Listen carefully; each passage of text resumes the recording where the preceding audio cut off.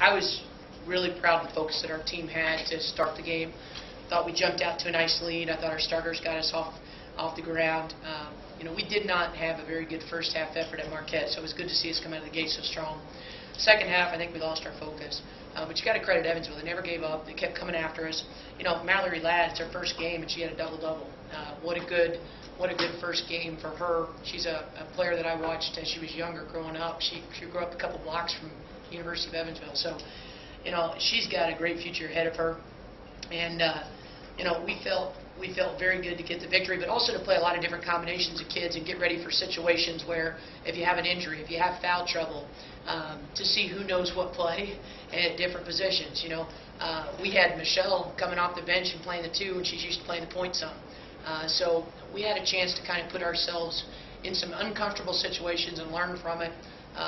But we're glad to get the victory. I wish Evansville nothing but the best. That place is near and dear to me, and I have a lot of respect for that program. Do you have any emotions to being on the sideline tonight? What was that like? Well, it was a little weird even when we were going through the scouting report to see the logo. It's the logo I wore for 8 years. And some of those kids we've recruited through the years, whether it was at Evansville or maybe we recruited them a little bit while we were here. So, there is a little bit of emotion. But in the same vein, I wish them nothing but the best. That is such a classy organization.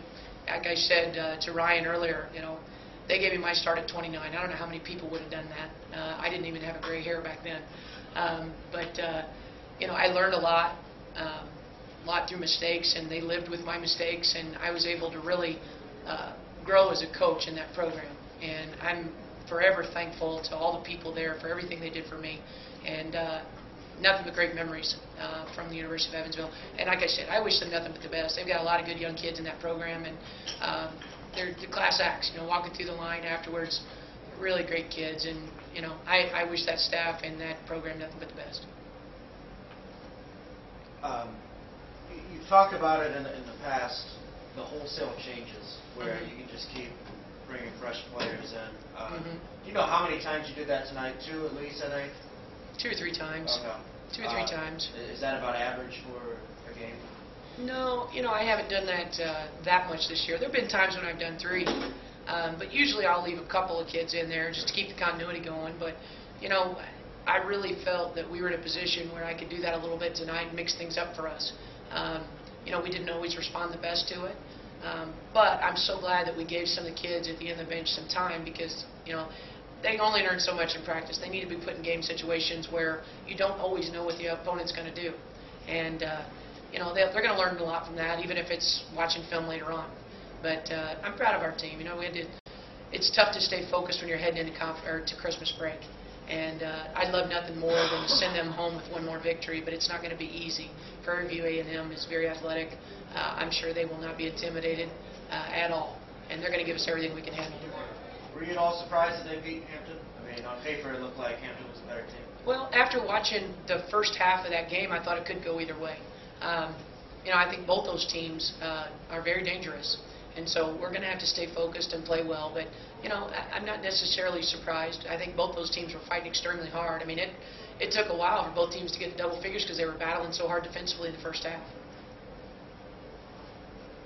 Can you talk about the defense in the first half? You guys were really able to step up and take a lot of charges. They didn't shoot the ball well, but you guys got a lot of points off of turnovers and were active defensively. We took 6 charges by the half, and I'd say that's probably the best half as far as charges we've done all year. I was extremely proud of that because I think that's an unselfish act that really goes a long way to take the momentum away from a team. It's nothing worse than when you think you've got to drive to the hole and somebody steps in front of you and takes a charge.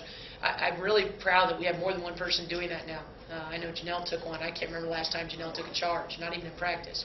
So, to see different players stepping up and doing that, Nama and Angela really set the tone for that. If our best players are willing to do it, then why shouldn't everybody else?